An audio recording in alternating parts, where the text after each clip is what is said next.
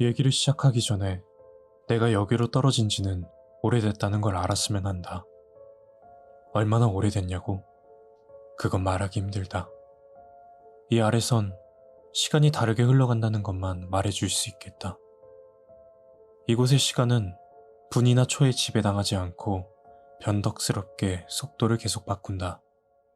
가끔은 끔찍하게도 느리게 기어가는 반면 또 가끔은 너무 빠르게 흘러가 머릿속을 잡음으로 가득 채우곤 한다.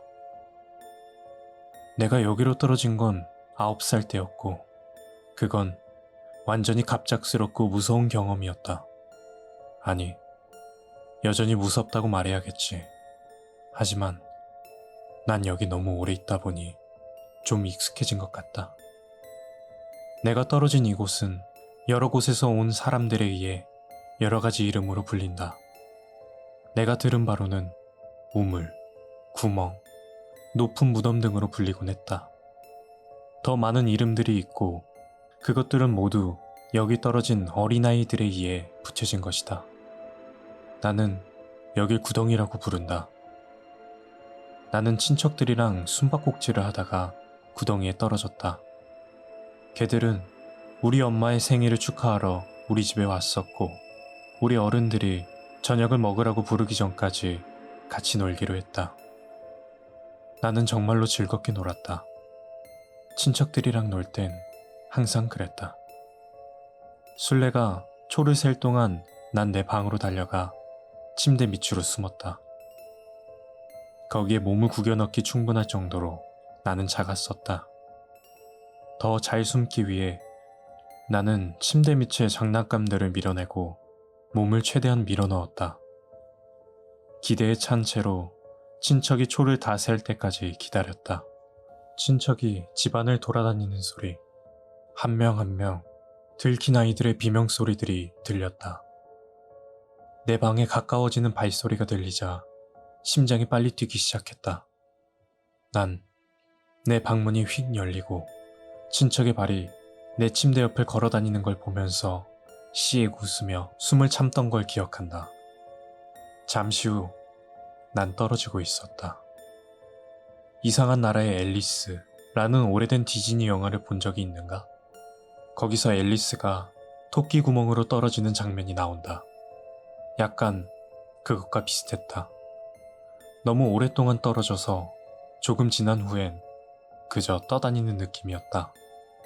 곧 구덩이에도 바닥이 있다는 걸 알게 되었고 거긴 앨리스가 떨어진 체크무늬 바닥 같은 곳이 아니었다. 내가 떨어진 바닥은 부드럽고 스펀지 같았다. 나는 몇 초간 정신이 혼미했다. 공포에 가득 차기 전까지는 말이다.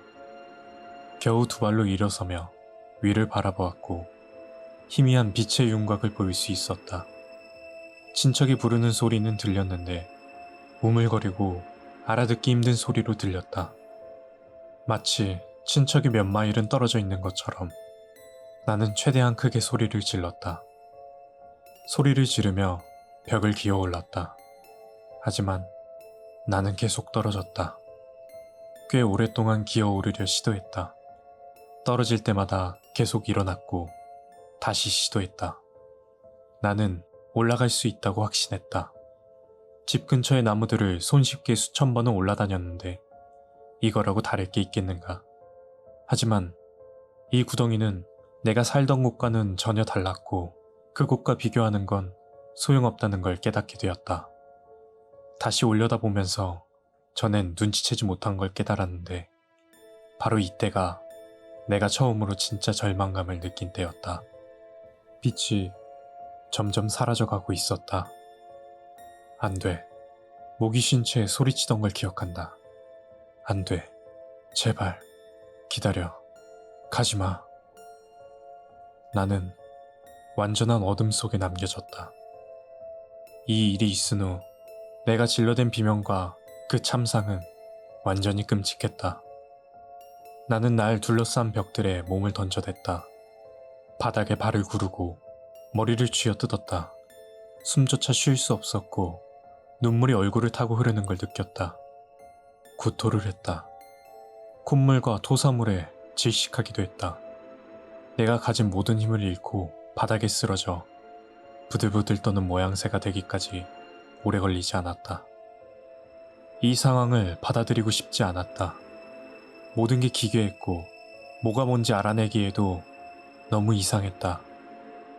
나는 모든 걸 차단시켜버리기 위해 머리를 무릎 사이에 넣고 팔로 내 자신을 감쌌다.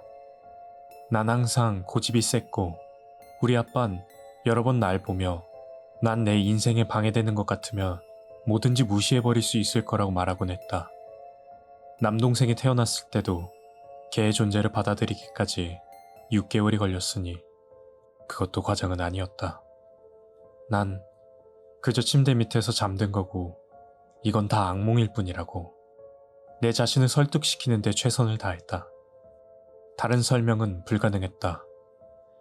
침대 밑에 숨은 적은 수도 없이 많았고 이 구멍은 한 번도 그곳에 없었다. 내가 어린애였긴 하지만 그런 구멍들이 마법처럼 침대 밑에 나타나지 않는다는 것쯤은 알고 있었다. 이 모든 건 악몽이었고 난 깨어날 것이 분명했다. 구덩이 안의 공기는 습하고 썩은 내가 났다. 불쾌할 정도로 더운 데다 난 곧 땀으로 셔츠를 적시기 시작했다. 벽과 바닥은 따뜻했고 축축했다. 난 진정하고 난 후에야 벽이 천천히 축소와 팽창을 반복한다는 걸 알아차렸다. 바닥은 울퉁불퉁했고 가끔씩 바닥이 튕기는 걸 느낄 수 있었다. 이상하게도 그건 마치 누군가의 목구멍 안에 앉아있는 것 같았다. 구덩이 안은 완전한 어둠이었다. 내가 머리를 들고 시야를 충분히 적응시켰을 때에도 어둠 밖에는 없었다. 그로 인해 시각을 제외한 다른 감각들은 더 예민해졌다.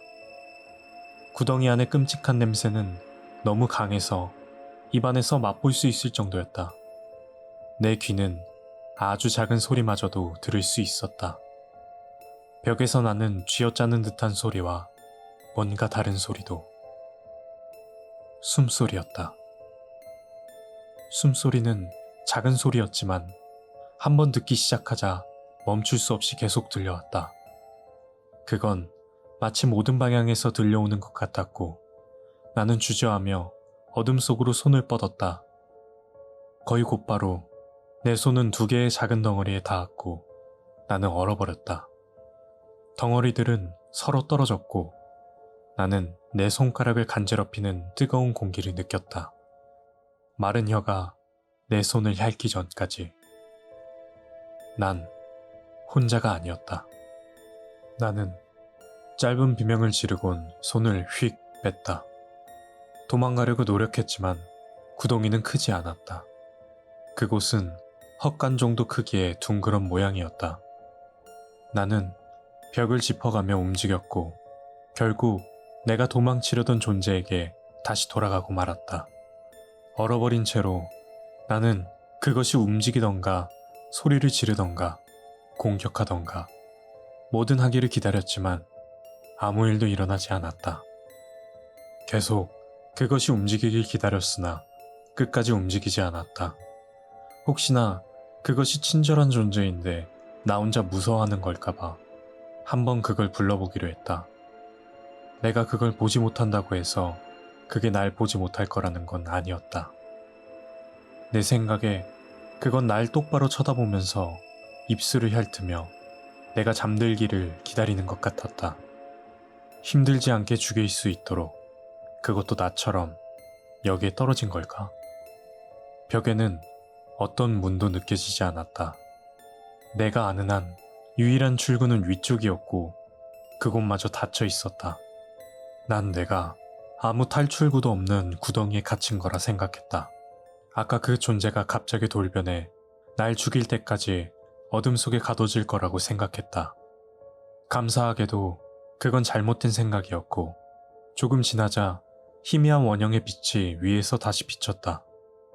처음으로 머릿속에 떠오른 생각은 다시 기어 올라가는 거였지만 갑자기 호기심이 자극되었고 시야가 적응되자마자 난 내 주변을 최대한 열심히 살펴보았다. 바닥을 보기엔 아직 너무 어두웠지만 흐린 빛 아래서 벽은 뭔가 빨갛고 분홍빛이 도는 흰색처럼 보였다. 근육의 색깔처럼 이상한 돌출물들이 벽에서 나와 있었고 난 그게 뭔지 짐작조차 할 수 없었다. 어떤 건 딱딱하고 어떤 건 부드러웠다. 벽의 질감과 그것이 움직이는 형태를 보니 내가 뭔가 살아있는 것 안쪽에 있는 건가 하는 생각도 들었다. 순간 뭔가의 움직임이 내 시야를 사로잡았고 곧 나는 그 존재를 바라보고 있었다. 그건 내 나이쯤 돼 보이는 여자애였다. 아마 예전엔 예뻤을지도 모르지만 이제는 아니었다. 그 아이의 머리카락은 검은색이었고 양갈래로 따아 목 양옆으로 넘겨져 있었다. 피부는 창백한 회색이었고 몇몇 군데는 썩어가고 있었다. 입술은 그의 눈동자만큼이나 파랬다. 아이는 자길 바라보는 날 보더니 썩은 이를 드러내며 웃었다. 그 애가 손을 흔들었을 때 손가락 2개가 관절 부분까지밖에 없는 게 보였다. 소녀는 너덜너덜해진 잠옷을 입고 있었다. 마치 우리 엄마가 어릴 때 침대에 들며 입었을 것만 같이 오래된 잠옷처럼 보였다. 난 떨면서 침을 꿀꺽 삼켰다. 그 애는 징그럽게 생겼지만 나를 공격하려고 하진 않았다. 난 구덩이 안에서 다른 사람은 보지 못했고 심지어 그 끔찍한 상태에서도 그 애는 나에게 다가오지 않았다. 길고 긴 눈싸움 끝에 난 한번 그 애가 친절한지 보기로 했다. 사실 그 애는 나를 제외하고 여기 있는 유일한 사람이었기에 달리할 수도 없었다. 그 애한테 말을 걸어보았다. 난 대체 무슨 일이 일어나고 있는 건지, 여기가 어딘지, 그리고 혹시 나가는 길이 있냐고 물었다. 아이는 슬픈 표정을 짓더니 고개를 저었다. 난 처음에는 그게 모른다는 의미인 줄 알았지만 곧 아이가 입을 열었다. 그 애의 입술이 움직이는 것도 보였고 걔가 말을 하고 있다는 건 알았지만 아무 말도 들리지 않았다. 소곤대는 소리조차도 그저 썩은 입냄새의 공기가 내 얼굴을 쓸고 지나갈 뿐이었다. 이렇게 나는 구덩이의 첫 번째 규칙을 배웠다. 떨어진 이들은 서로 말로써 이야기할 수 없다. 내 생각에 구덩이는 살아있는 생물체 같지만 증거는 전혀 없다. 살아있든 아니든 구덩이는 못된 성격이 있다. 난 여기 오고 나서 내가 배운 것들을 완전히 무시해버리는 별별 괴상한 법칙들을 발견해왔다. 이상한 시간의 흐름과 다른 이들에게 말을 할 수 없단 건 그저 시작에 불과했다. 구덩이 안에서 몸은 더 이상 자라지 않는다. 내 정신은 분명 9살을 훨씬 넘어섰지만 내 몸은 성장을 멎었다. 내 몸이 하는 거라곤 썩는 것뿐이었다.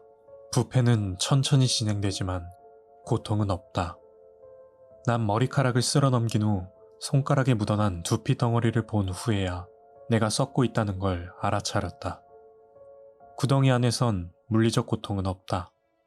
배고픔도 목마름도 계속 자라나는 무감각뿐이다. 가끔은 빛이 들어올 때 물건들이 구덩이로 떨어진다. 장난감, 신발, 책, 옷. 침대 밑에서 찾을 수 있는 전형적인 물건들 말이다. 요즘은 전자기기들이 많이 떨어지고 있는 걸 눈치채긴 했다. 가끔씩은 가치 있는 물건들이 떨어지곤 한다.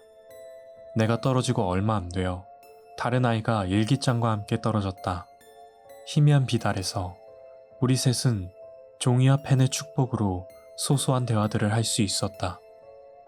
썩어가던 여자아이는 아비게일이라는 이름을 가지고 있었고 1964년부터 여기 있었다는 걸 알게 되었다. 그녀는 가끔씩 내 어깨를 살짝 미는 이상한 습관이 있었다. 왜인지는 몰랐지만 아마 자기가 더 이상 혼자가 아니라는 걸 스스로 상기시키는 것 같았다. 아비게일이 바로 구덩이의 여러 이름들을 말해준 아이였다. 그녀는 손가락이 몇 개 없는 사람이 할 수 있는 한 빠르게 자기가 인형을 집으러 침대 밑으로 기어갔다가 구덩이로 삼켜졌다고 적어 내려갔다. 당시 그녀는 10살이었다. 구덩이에 새로 떨어진 희생자는 7살짜리 케일라였다. 그 앤 내가 떨어졌을 때만큼 무서워하진 않았다. 케일라는 술에 취해 난동을 부리는 아빠를 피해 침대 밑으로 기어들어갔다고 했다. 어느 곳이든 집보다는 낫다고 케일라는 어린애다운 글씨체로 적었다. 누군가가 자기를 데려가 버리길 기도해왔고 케일라의 말로는 소원이 이루어진 거라고 했다. 당시의 연도는 2002년이었다. 여기 있은 지 이틀밖에 되지 않은 것 같았는데 난 1998년의 추운 밤에 여기로 떨어졌었다. 여긴 우리 셋뿐이었지만 그게 별로 중요하진 않았다. 구덩이가 어두워지면 우린 서로 만지는 것 이외엔 소통할 방법이 없었다. 아비게일은 가끔 우릴 흔들어대곤 했다. 마치 우리가 자고 있을까봐 두려워하는 것 같았다. 그 다음 빛이 들어왔을 땐 케일라도 회색이 되어 있었고 일기장은 습기 때문에 축축해져 있었다. 하지만 우린 계속 무언가를 쓰곤 했다. 아비게일은 메릴랜드에 살았었고 케일라는 텍사스에서 왔다고 했다. 난 뉴 잉글랜드에서 왔었다. 구덩이는 한 곳에 머무르는 게 아니었다. 나는 아비게일의 머리가 살짝 밑으로 기우는 걸 보고 혹시 피곤하냐고 물었다. 그녀는 그 질문을 듣곤 공포에 질려 어떤 일이 있어도 여기서 잠들면 안 된다고 말했다. 잠들면 지는 거야. 그녀는 종이에 그렇게 적었다. 난 더 말해달라고 재촉했지만 아비게일은 더 이상 그것에 대해 얘기하길 꺼려했고 우린 빛이 사라지기 전까지 계속 밖으로 기어나가려 시도하며 시간을 보냈다. 벽을 기어 올라가는 건 쉽지 않았다.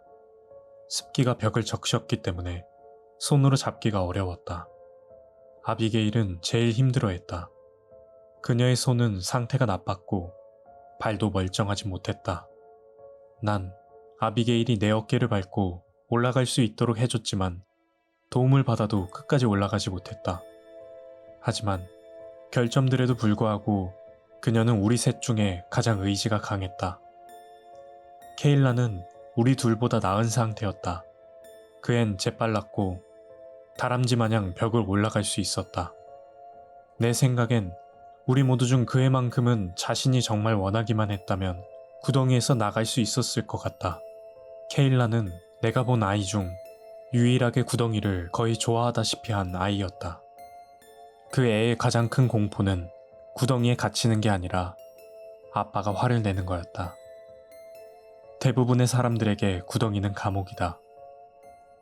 케일라에게 그곳은 탈출이었다. 어둠이 다시 돌아오면 나는 여자애들의 손을 잡곤 했다. 새로 생긴 버릇이었는데 내가 혼자가 아니란 걸 상기시키려는 슬픈 시도였다. 난 진정하고 난 후에야 손을 놓고 그들이 숨쉬는 소리를 들을 수 있었다. 나는 앉아서 멍하니 아무것도 없는 곳을 쳐다보고 가끔 아비게일이 어깨를 미는 것을 느끼기도 하며 시간을 보냈다. 어쩔 땐 난 스스로에게 노래를 불러주거나 말을 걸곤 했는데 내가 노래하고 말할 수 있음을 상기시키기 위함이었다. 구덩이의 가장 과소평가되는 특징 중 하나는 완전한 지루함이다. 난 지루함을 이기기 위해 자주 깊은 생각에 빠지곤 했다. 가장 좋아하는 기억을 재생시키며 가족들과 함께 있는 척을 했다. 난 몽상 속에서 사는 데에 전문가가 되었다. 너무 공상에 빠진 나머지 아비게일의 숨소리가 점점 잦아들고 어깨를 미는 것도 약해졌다는 걸 깨닫지 못했다. 밀던 손이 영원히 미끄러져 떨어지기 전까지는 다음 빛이 들어왔을 때 아비게일은 사라져 있었다. 케일라와 난 그녀를 찾으려 했고 벽에서 삐져나와 있는 그녀의 신체 일부를 발견했다. 구덩이는 포기하고 졸려하는 아이들을 먹어치운다. 이 무서운 사실의 발견은 날 과민하게 만들었고 다음 어둠이 찾아왔을 때는 조금도 경계를 늦추지 않았다. 난 케일라를 깨워두려고 노력했지만 그 애는 나보다 어렸고 구덩이를 나가려는 의지도 전혀 없었다. 케일라는 아비게일이 간 지 얼마 되지 않아 평화롭게 벽에 흡수되었다. 일기장을 내게 남겨둔 채. 케일라 이후에 여러 아이들이 떨어졌다. 모두 4살에서 12살까지의 소년 소녀들이었다. 난 구덩이에 대해 설명하려고 애썼지만 케일라의 일기장은 너무 젖어 펜에 잉크가 알아볼 수 없을 정도로 번져버렸다. 다른 무작위의 물건들도 아이들과 함께 떨어졌다. 대부분은 쓸모없는 것들이었지만 작동되는 손전등이 떨어진 건 축복이나 마찬가지였다. 별로 오래가지는 않았다. 난 건전지를 아끼려고 노력했지만 구덩이의 이상한 시간 흐름이 손전등을 부식시켜버렸다. 건전지가 녹아나오는 물질조차 만질 수 없었다. 하지만 가지고 있는 동안에 최대한 잘 활용했다. 밝은 빛이 잠깐 동안 눈을 멀게 했지만 시야가 적응되자 드디어 내가 갇힌 감옥을 잘 볼 수 있었다. 위에서 들어오는 흐린 빛으로 보는 것보다는 훨씬 잘 보였다. 벽과 바닥은 생살마냥 붉은색에다 피곤해진 아이들의 팔다리들이 삐져나와 있었다. 벽에 있는 괴상한 덩어리들은 흡수당한 물건들과 아이들이었다. 벽을 따라 빛을 옮기자 누군가가 전략적으로 기어 올라가기 위해 벽에 물건들을 심어 놓은 걸 볼 수 있었다. 아주 긴 시간 끝에 처음으로 나는 흥분감에 도취되며 희망을 느꼈다. 난 그 벽 쪽에 머무르다 다음 빛이 들어왔을 때 최대한 빠르게 벽을 기어 올라갔다. 오랜 시간이 걸렸다. 몇 번이고 미끄러졌지만 물건들을 지탱해 버틸 수 있었다. 난 구덩이가 내 체력을 계속 깎아내려왔던 걸 알았다. 얼마나 그랬는지 그때 올라가기 전까진 몰랐지만 어쨌든 올라갔으니 상관은 없었다. 나는 정상에 도착했다. 내 손은 구덩이의 가장자리를 넘어갔고 시원한 나무 바닥을 느낄 수 있었다. 손가락들이 천천히 썩어가며 감각을 잃어가긴 했지만 우리 집의 나무 바닥이 발밑에서 어떻게 느껴지곤 했는지는 똑똑히 기억했다. 절대 오해할 리가 없었다. 내 심장은 엄청 빨리 뛰어서 마치 가슴 밖으로 떨어질 것만 같았다. 난 몸을 끌어당겨 거의 반쯤 나갔다. 완전히 나가려고 노력했지만 잠깐 동안 체력을 회복하려고 멈추었다. 당시 난 오랜 시간 동안 등반을 했었고 시원한 나무 바닥이 가슴팍에 닿는 건 너무나 기분이 좋았다. 주변을 살피는 데엔 잠깐밖에 걸리지 않았다. 내가 어디 있든지 거긴 어둡고 비좁은 공간이었다.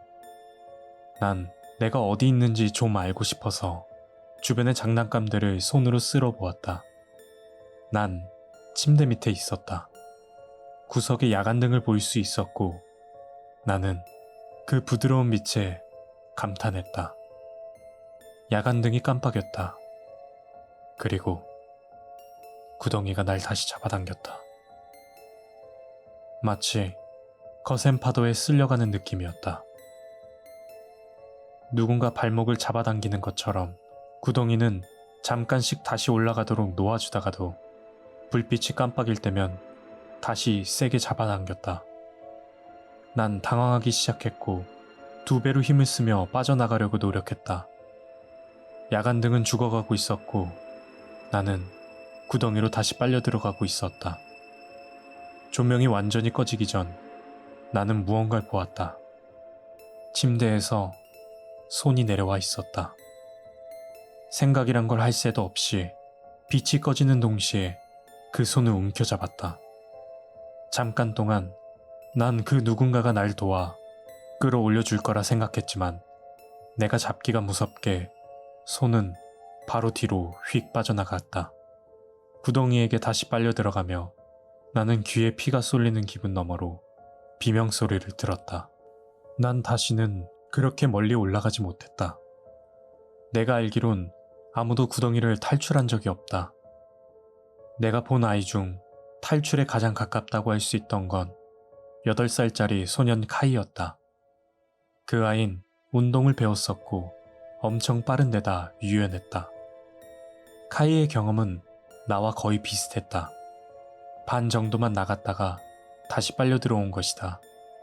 항상 가지고 다니는 스케치패드를 이용해 카이는 자기가 누군가의 침대 밑에 있었다고 설명했다.